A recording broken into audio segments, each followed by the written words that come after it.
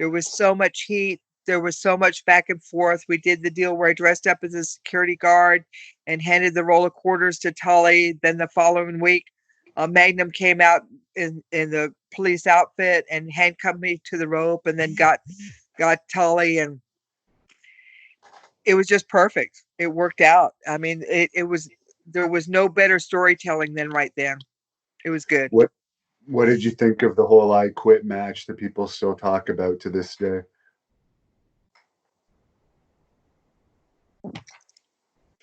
Perfect. I mean, if there was a perfect wrestling match, if there was a perfect build up to a whole scenario, to a whole angle, it was right then because the whole match made sense. Everybody had a part. Like if I wasn't in it, it wouldn't have mattered as much. If Tully had worked with anyone else, it wouldn't have worked. The heat that they had between the two of them, because they didn't like each other back then, in and out of the ring, the animosity that they had, they were each trying to be the best and be the star in Dusty's eyes, and just the everything just made sense. There's not a part of that match that goes, oh, they missed that, or that didn't make sense, or why did they do that. It's perfect. The whole buildup of it, it's just, I mean, if there was the one of the best wrestling matches ever, that would be it. Did you find it strange that Magnum ended up marrying Tully's ex? Yes. Yep, that was kind of wild, especially like hearing the whole story of like how it happened, and the whole, like it certainly worked out for Tessa. I mean, Tessa's got two awesome dads, and it's certainly playing well with her career and where she's wanting to go with her life. It seems kind of weird, but for everyone, I think it all worked out. I mean, you can't say that, oh, you can't do that. It's not gonna, it's not right. But then it did work. So who are we to judge? And everybody's happy. And Magnum's got two beautiful children out of it, and Courtney's happy, and Tully's happy, and all the kids are happy. So stranger things have happened, but I can't tell you what.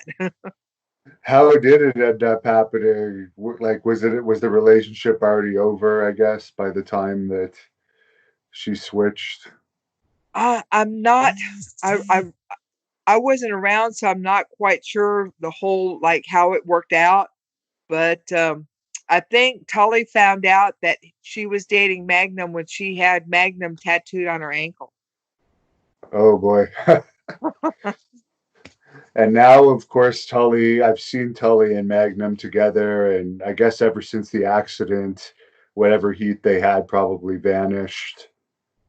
Oh, I don't know. I think there was still a lot of heat after the accident, because a lot of stuff happened after that. I think that through time, and time has a way of healing all wounds. And if you just have to realize that people go different directions, they may not go the direction that they want you to, especially after a divorce. But Magnum's good to Tully's kids, and Tully should be happy with that, and it all works out. So Do you think the Magnum heat may have had something to do with why Tully never came back to WCW, other than I think one appearance after his WWE run?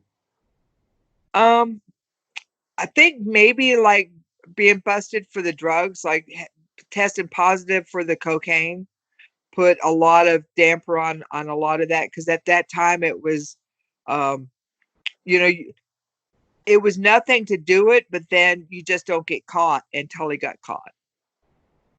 And what was your reaction to Magnum's accident? We were actually in Kansas City at the time and got the phone call, and it was one of those moments in your life that you just can't believe what happened, and especially can't believe that it happened to Magnum, and that you're thankful that he survived, but then you're also worried about like what is his life going to be like after that, especially when we heard how bad the accident was. Like what was his life going to be after that? And I'm so thankful, that he persevered, and that they had put the collar on him, where they drill your head, and keep you immobile. And he was like, no, we didn't want that. He said, like every day he would just like push his head against the pillow just as hard as he could, because he didn't want to be just completely, immobile. And he says every day it just felt like he got a little bit further. And he says that nobody could tell, but he could tell.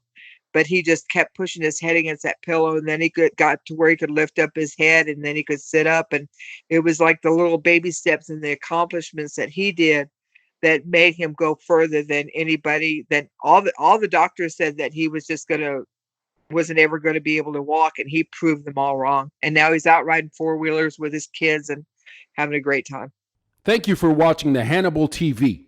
Please like this video if you enjoyed it, and click the subscribe button to not miss any of our latest shoot interviews, match videos, or news updates.